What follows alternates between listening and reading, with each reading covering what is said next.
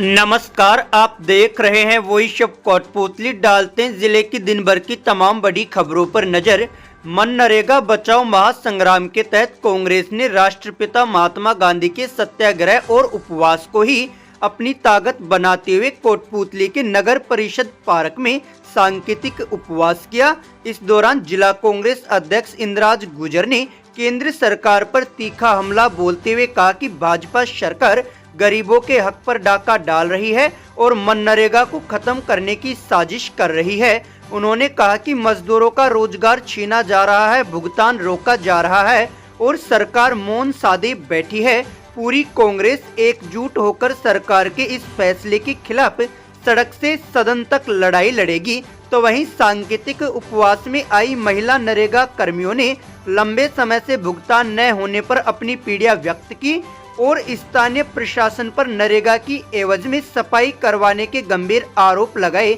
इस दौरान पूर्व कैबिनेट मंत्री शकुंतला रावत, मुंडारू विधायक ललित यादव, पूर्व विधायक बलजीत यादव, श्रमिक कल्याण बोर्ड की पूर्व सदस्य केजी कौशिक, संजय यादव, रामनिवास यादव, प्रकाशन सैनी सहित बड़ी संख्या में कांग्रेस कार्यकर्ता मौजूद रहे।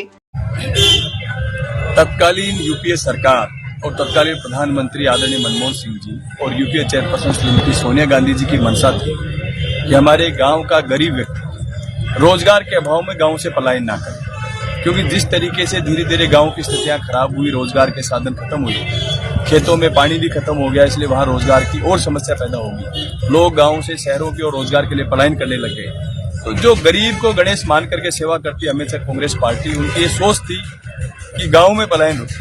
इसके लिए एक कानून लेकर के आए, रोजगार गारंटी का, जिसको हमारे देश के राष्ट्रपिता आदरणीय महात्मा गांधी जी के नाम से महात्मा गांधी नरेगा स्कीम को लागू किया गया। उसका कानून बना और उस कानून में ये गारंटी दी गई कि जो भी व्यक्ति रोजगार मांगेगा सरकार प्रतिबद्ध है उसको रोजगार देने की। इस तरीके का अच्छा कानून लेकर के आई, जिससे धीरे धीरे गाँव में पलायन रुका, गाँव में रोजगार बढ़ा, छोटा व्यापार बढ़ा, क्योंकि गाँव में जब परचेजिंग क्षमता बढ़ेगी तभी व्यापार बढ़ेगा।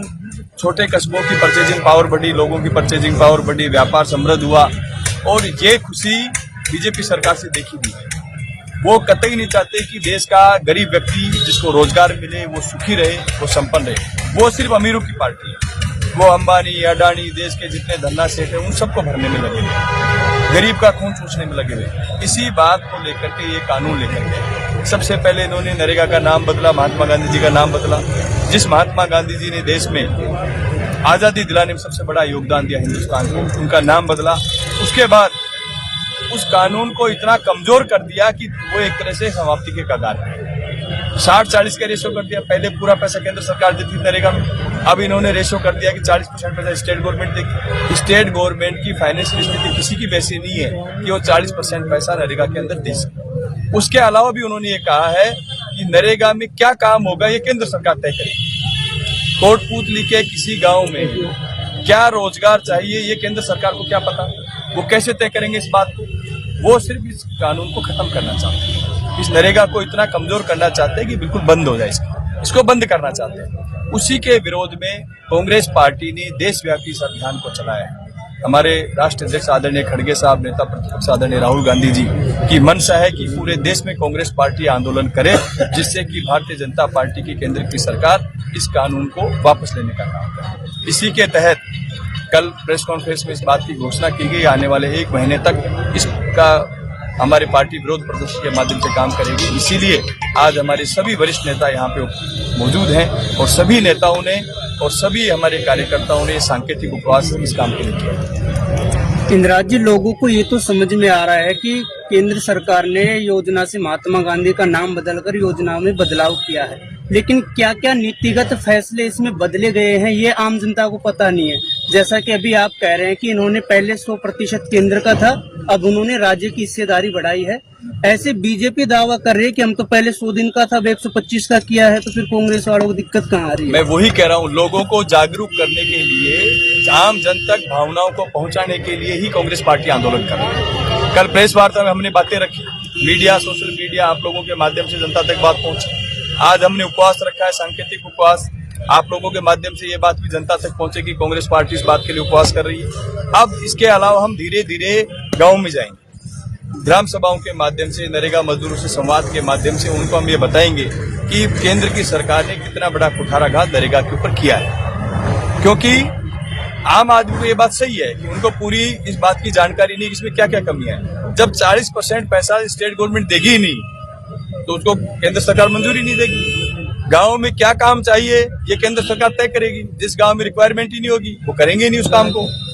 गांव वाले चाहते हैं कुछ काम हो। पहले तो हम किसान को भी हमारी सरकार ने तय किया था किसान खुद के खेत में काम करे, उसको भी नरेगा से जोड़ दिया था। खुद के खेत में काम करके भी मजदूरी ले सकता है।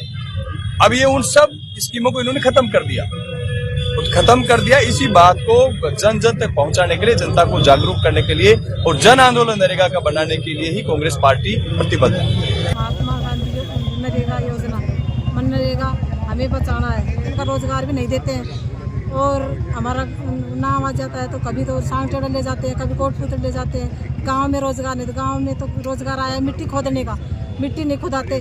गलियों में नाली साफ करवाते हैं, पन्नी साफ करवाते हैं और रोजगार है वो पूरा नहीं देते हमें। और पेमेंट है वो भी नहीं देते। तो 3 साल हो गए हमें पेमेंट भी नहीं मिल रहा है कुछ भी। और हर गलियों में हमारे पन्नी साफ करवाने के लिए मनरेगा में भेज देते हैं।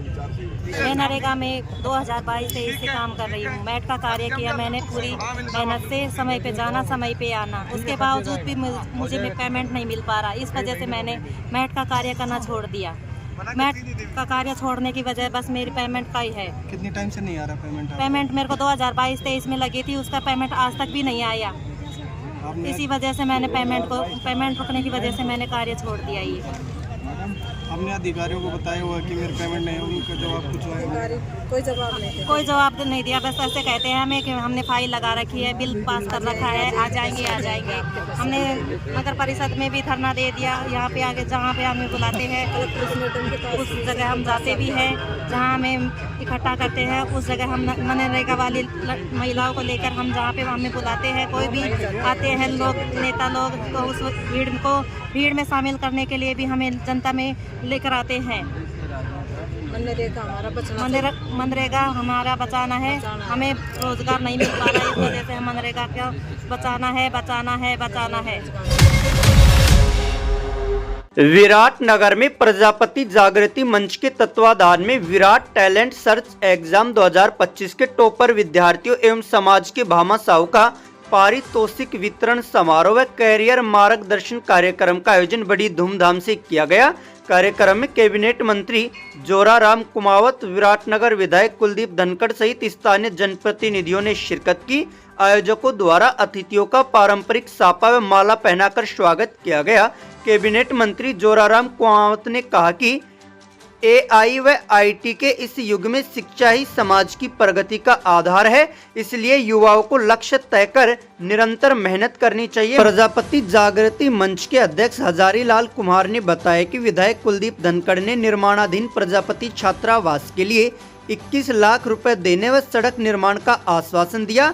प्रतियोगिता में कक्षा 12 विज्ञान वर्ग में पवन कुमार, कला में विशाल प्रजापति तथा कक्षा 10वीं करिश्मा प्रजापति ने प्रथम स्थान प्राप्त किया। विजेताओं को नगद पुरस्कार देकर सम्मानित किया गया। कार्यक्रम में बड़ी संख्या में समाज के लोग व विद्यार्थी मौजूद रहे। नारायणपुर में रैगर समाज की बैठक आयोजित की गई। इस दौरान नई कार्यकारिणी का गठन करते हुए समाज सुधार के मुद्दों पर चर्चा की गई। बैठक में सर्वसम्मति से नीरज कुमार तोगड़िया को ब्लॉक अध्यक्ष नियुक्त किया गया, तो वहीं भीवाराम खजोतिया को महासचिव, मोहनलाल मौर्य को मीडिया प्रभारी, मोहनलाल साटोलिया को कोषाध्यक्ष, ज्ञानचंद तोगड़िया को सह कोषाध्यक्ष, बहरू साहेब व संतोष सकरवाल को उपाध्यक्ष एवं लोकेंद्र को सचिव मनोनीत किया गया। बैठक में अखिल भारतीय रैगर महासभा अलवर के अध्यक्ष सरदार जलूथरिया सहित अनेक लोग मौजूद रहे। उसने महबूब बदला तो ताजुब कैसा, लोग दुआ कबूल न होने पर खुदा तक बदल लेते हैं। प्रेम के संदर्भ में लिखी गई यह पंक्तियां आज की राजनीति पर भी सटीक बैठती नजर आ रही है। राजनीति में कब कौन नेता अपना राजनीतिक आका और पार्टी बदल ले यह कहना मुश्किल है। कोटपुतली बहरोड जिले की राजनीति में भी ऐसा ही एक उदाहरण देखने को मिला है।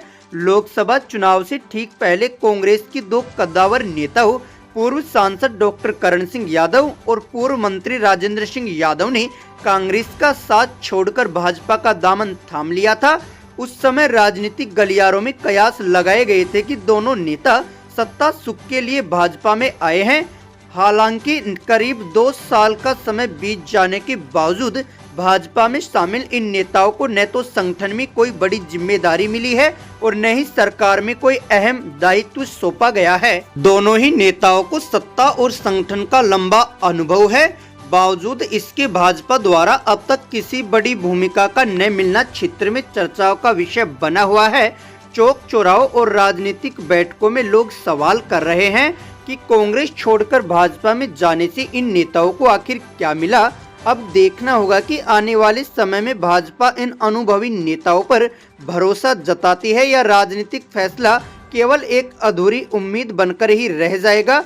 आप भी अपनी राय अवश्य रखें। अगर अभी तक आपने चैनल को सब्सक्राइब नहीं किया है तो चैनल को लाइक, शेयर व सब्सक्राइब अवश्य करें।